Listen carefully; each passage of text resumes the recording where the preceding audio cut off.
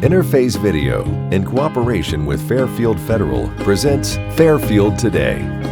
Brought to you by Fairfield Federal Savings and Loan, Fairfield Medical Center, Fair Hope Hospice and Palliative Care, the Frankie Smith Funeral Home, Fairfield County Adam H., Dagger Law, and the Fairfield County Board of Developmental Disabilities. Hello friends, and welcome to Fairfield Today. Paul Jasson with you. Pleasure to be with you as we post-Christmas we get going. You're just so close to getting into the new year. We're glad you're with us. Hope you've enjoyed the shows for the past year or two. And we're still telecasting them here at the lobby downtown of Fairfield Federal, where so much happens throughout the entire year behind us at the gazebo and the fountain and everything down there. So we finish up 2023 strong. We are glad you're with us as we finish up the year. For the past 8 years, one of the fun things that's been going on are new calendars every year. And for the past 8 years, we've got one to talk about today. Amy Carpenter is with us. Thank you for having us. It's a new year, almost, and that means a new calendar. And it's been amazing as we've watched over the years how these calendars began about Hank, and now it's kind of evolved, and you've used somebody different as your support system. I mean, there's been sheriffs, there's been firemen, police, everybody, and this year is no different. You've got a neat one here, but I bet it's a lot of fun to put these calendars together. It is so fun. Yeah. And this one is about working dogs? Working dogs, exactly. So I thought, well, why not do a calendar on that and showcase all the things that dogs do for us? So like in it is like a therapy dog, and then we have the sheriff's office and the police departments in it. There's even like a psychiatric dog. I didn't even know there was such a thing. I know, for example, if you go to Fair Hope Hospice, they have cats too, but they have dogs up there because they awesome. know what you're just talking about. Yeah. That pets add a lot to the calmness, to bring down the blood pressure, to relax people. Exactly. Besides being great friends. Right. And the year that we did the calendar with Fairfield Medical Center, we addressed that in the calendar because one of the girls that works there who takes her dog in to give comfort for the patients, she was telling me the same thing. Like they calm down, their blood pressure goes down. Like some that don't respond to people will respond to dogs. Yeah. Well, Shane will get a picture up of this and show you what the cover is. So these are working dogs all around Lancaster and Fairfield County, actual puppies that are doing the work. Correct. Yeah.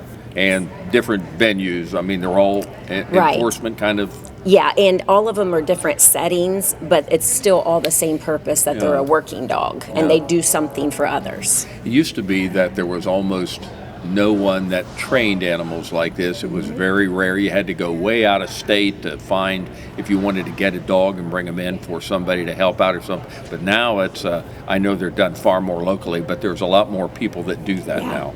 We even now at the sheriff's office have a dog that goes into the schools. Yeah, with Deputy Christy Peck, and her dog's name's Nola, and they go into the schools, and the change that they've seen in the kids is amazing. Like shy kids that would never come up to her come up now because they like have the dog there to comfort them. And she says like if a kid's in trouble, they'll come out like maybe of the office, and the dog just calms them down. And then they'll go back to their classroom and get back to work. I bet the kids just eat that up. Oh, they do. Come at, I mean, pets and little kids, that's a match made in heaven there. And when I did a story recently on her and Nola, the secretary and the principal were both like, everyone tries to steal her. They bring treats and try to bribe her, but she still goes home with her mom every day. So Very good.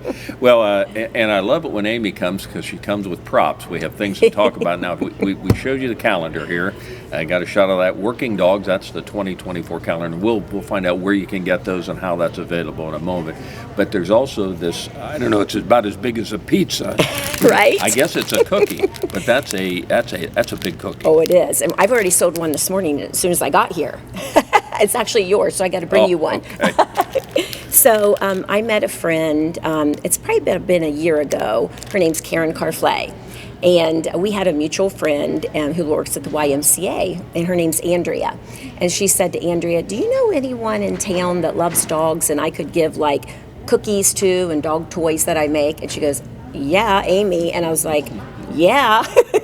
You can't go wrong with toys and cookies, obviously. And so we met about a year ago, and she's just been a blessing to our foundation. Like for our yard sales, she made a whole bunch of cookies, like the little ones. Yeah. And then one day we were talking, and I was telling her how big Hank was. He was a bull mastiff, so he was like 106 pounds.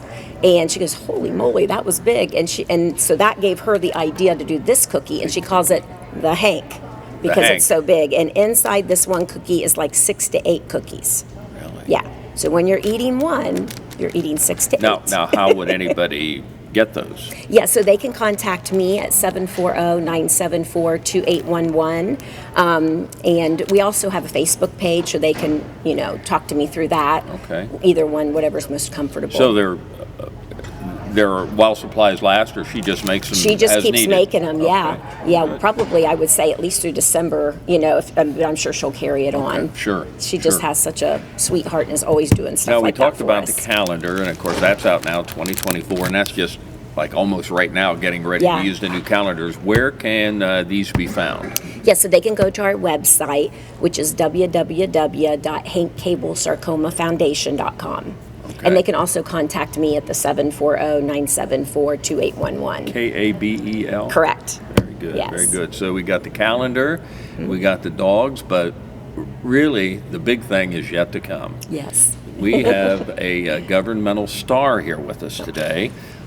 It's been 5 years in the making. Correct. And we've got a nice picture of you and all the elites at the government, everybody from the governor and Tim Schaefer to all kinds of other people in there. Correct. This was a big moment for you to be up in Columbus and kind of see kind of the fruition of all the work that you've put in. Definitely. So after I lost Hank, we've talked in the past that I was really low.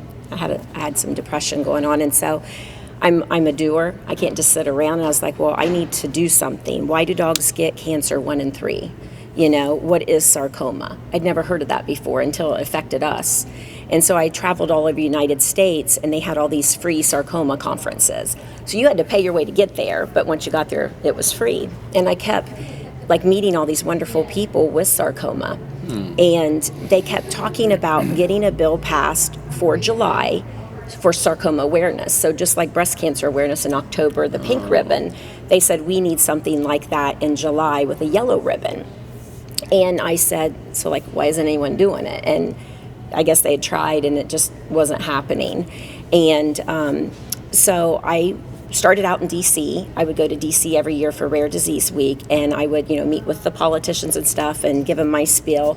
And, nothing ever happened from that.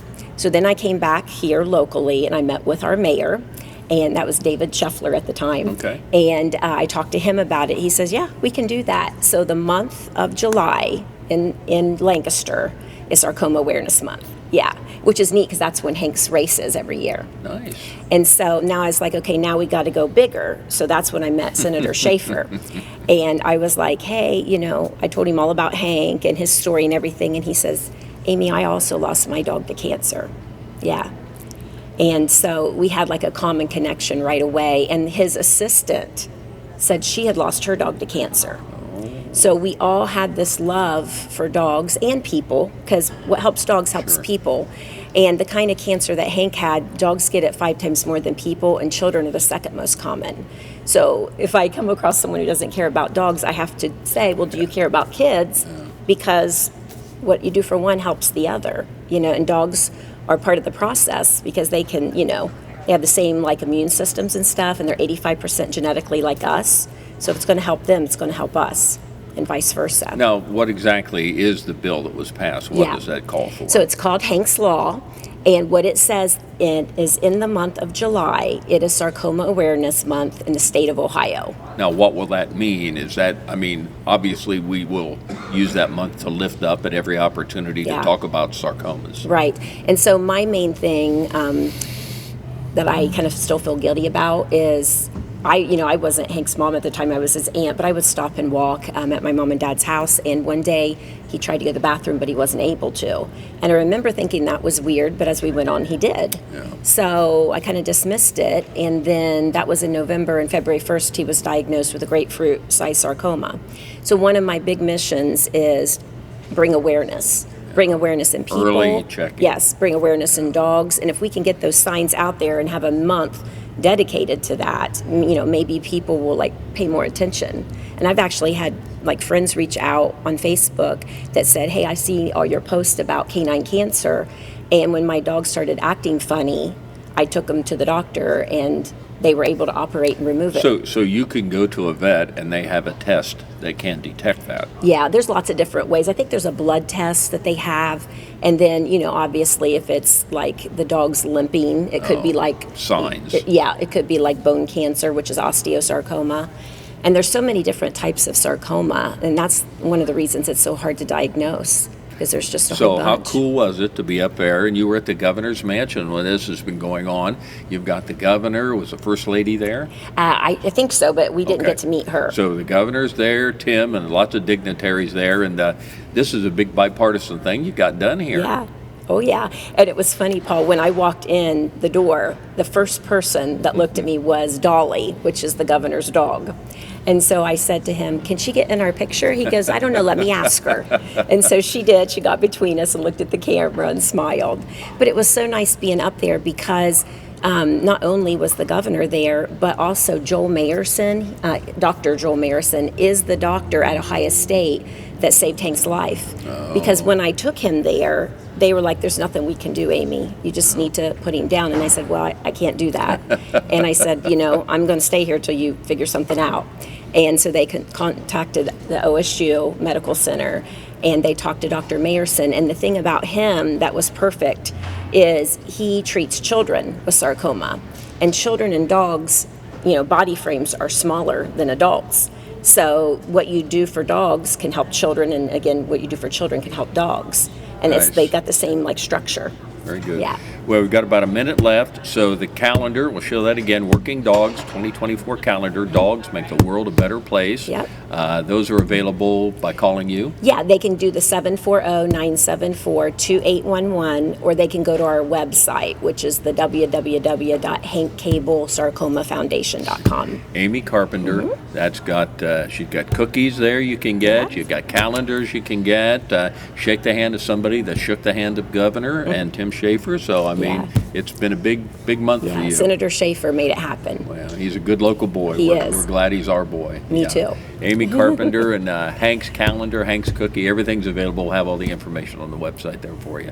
Amy, thank you. Thank you for having us. Have a nice new year. We'll get you back. You too. All Thank right. you. Thank you. We'll be back in just a moment.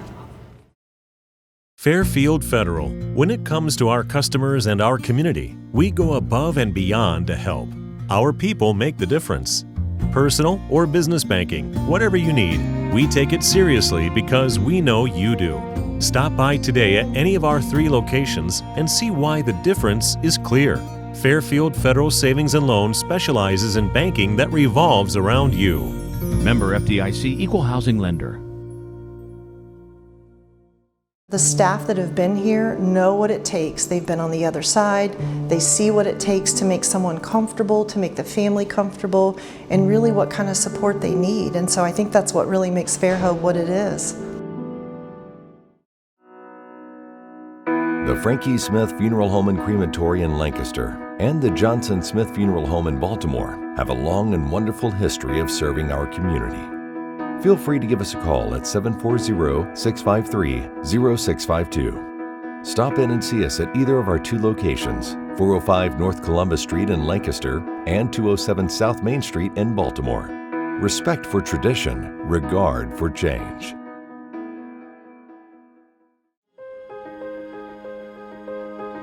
Fairfield County has so many wonderful resources for those in addiction with mental health issues. There's so many great court supports to promote accountability so that there's just a positive change across the board. There's so many great interactions within all the community agencies. The Adam H. Board is wonderful at providing resources for the whole population to be able to make sure that all those barriers are met and that those needs are taken care of. I like working in Fairfield County because it provides me the opportunity to make positive change where I live. Fairfield County has a great network for veterans to help. It makes me proud that we know we take care of our veterans here. I'm kind of new to it. I've been here for about a year, but it's interesting because you get a little bit of everything. We're right here smack in between the big city of Columbus and Appalachia. So you get to work with all kinds of people, get to do all kinds of things. But my favorite thing about Fairfield County is the people.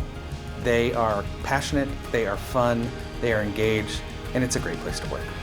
Community, connections, collaboration. The Fairfield County Way.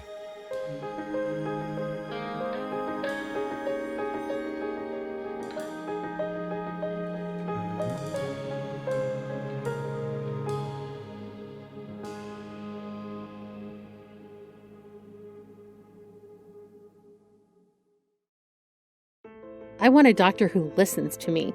From primary care to specialty medicine, we put your needs first by treating you like a person, not a number. Our primary care team will help you identify your healthcare needs and set goals for success, regardless of where you are in your wellness journey. We care for patients of all ages, with offices that are close to you. Whatever you're searching for, you can find it at Fairfield Medical Center. As we wind down on 2023 and move into 2024, it's always a pleasure to talk about the arts here in Central Ohio. I think Lancaster and Fairfield County, for our size, I don't know what the square footages of arts and exhibits and museums we have, but they are a lot here in Lancaster and Fairfield County. We're very fortunate to have all that. One of them that's kind of the grandfather of the whole thing is the Decorative Arts Center. I can almost see it as I look up the hill here, and I can see the executive director who's with me, Jason Crabill. Jason, welcome. Thank you very much. Good to be here. End of the year, before we kind of get into things, 2023, everything back to normal, the entire year rolling? Well, yeah, we've had a great year this year. Good. Yeah, it's been really great. People have been coming back. They've been engaged. We've had some great exhibits, which has helped, and our classes have been well attended, and we've started some new initiatives. It's been a great year, yeah. Yeah, so it was kind of, I'm sure after kind of struggling there for a while, it's fun to have all the doors open and everybody coming back in and everybody glad to be there. It is, absolutely. And, struggling a little bit, but, we were all, we were all struggling. So it feels like we're all coming back. If everybody's struggling, nobody's struggling. Well, right, exactly. So you were all, everybody understood. That's right, but it's good. It's definitely good to be back. Staff all up to date, everybody rolling large. Here we are, as we say, we're at the end of the year, moving into the new year, and usually that means some changes at the Decorative Arts Center, and that's the case here. You've got actually three things that are kind of coming to an end. We do, yeah. We've got three things that folks watching this have about 1 week to see before they're gone. Hurry up. Right. Our current exhibit, it's an honor to be here, which is nature-based art, 40 contemporary Ohio artists. Nice. It's a really great exhibit. In our lower gallery, we have Ohio duck decoys, historic duck decoys. Those kind of dovetail together. They do, kind of a nice. Yeah, there's more pure art and decorative arts and upstairs, and then the lower exhibit is really about the history of duck hunting, duck decoys in Ohio. Ohio has a rich history of both of those things. Really? Up at Winus Point, up at Lake Erie, is the oldest duck hunting club in America. It was founded in the 1850s. In America? Yep, and it's still going. And so there's a long history of duck hunting, duck decoys, conservation, all sort of intertwined, anchored up there.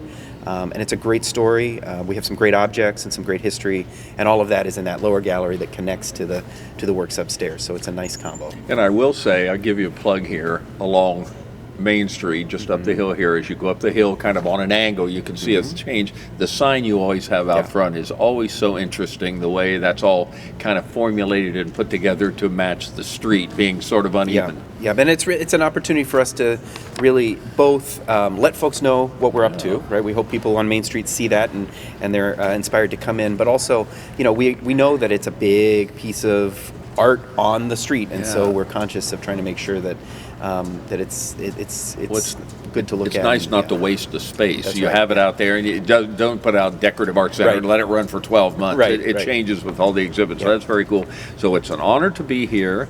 And Duck Decoys of Ohio, they're both ending in a week on the 31st. They both end on December 31st. And then we've got the big Christmas. That's and now right. that's obviously winding down. Homemade, handmade, and artist-made Christmas. Yes, yep. Our curators, George and Jeannie Johnson, are at it again. They're wonderful. They are incredible. They've been helping us celebrate the holidays at the Decorative Arts Center really since our founding 23 years ago. They've been every year, they're a wonderful which is great. couple. They are wonderful, and the exhibits that they bring are equally wonderful.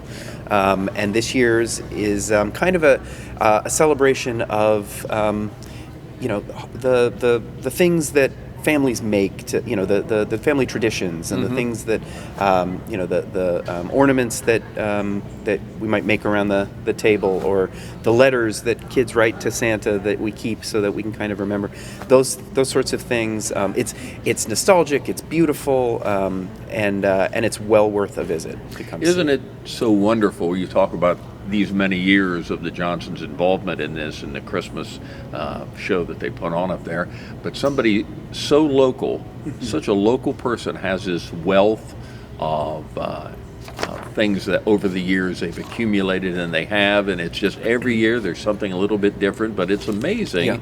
Again, somebody can do all that, and they're right around here.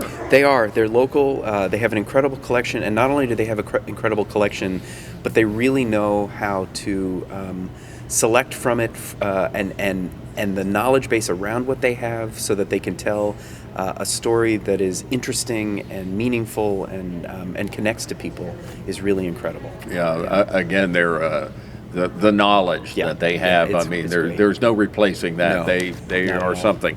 So now we're getting ready to move into 2024. A new exhibit always takes place right now, and this is an interesting one. From Struggle to Strength, Inspiring Journeys of Central Ohio's Refugee Community. I wonder how that all started. It's a great question. So this is an exhibit I'm very excited about. It's a photographer based out of Columbus, Tariq Touré, who himself is a Somali refugee. He's been in the States for over 20 years. In his day job, he actually works for a nonprofit organization, Jewish Family Services, up in Columbus, helping to resettle refugee communities that have ended up in Central Ohio and help them sort of get on their feet. Refugee status is a very specific kind of immigrant status. People leaving conflict. There's actually a UN definition of it, and there are several communities in Central Ohio, in Columbus, that from all over the world that have settled in our communities and have left really tragic and difficult situations and making Central Ohio home. So we wanted to take this amazing photography that Tariq does, this portrait photography, and really humanize who these folks are, what their stories are, what the cultures they come from. In truth, all of our neighbors come from somewhere, right? We all come from somewhere Sure. else, most Other likely. than here. At some point, right? Right. Recent or in the past. And so it's just sort of a celebration and a recognition and an exploration of some of the folks who have come more recently, just through art. And I think it's I'm really excited about it. I'm really excited to learn and to share their stories, and then in our lower gallery, that's a lot of really striking photography, a lot of black and white, a lot of portraits, really interesting. And then in our lower gallery, we're celebrating the art of Hani Hara, who's an artist based out of Columbus, who himself is a refugee. He's in his he's in his 60s or 70s now, but he, when he was a child, was forced out of Egypt. His family was Jewish, and they were forced out of Egypt in the 1950s.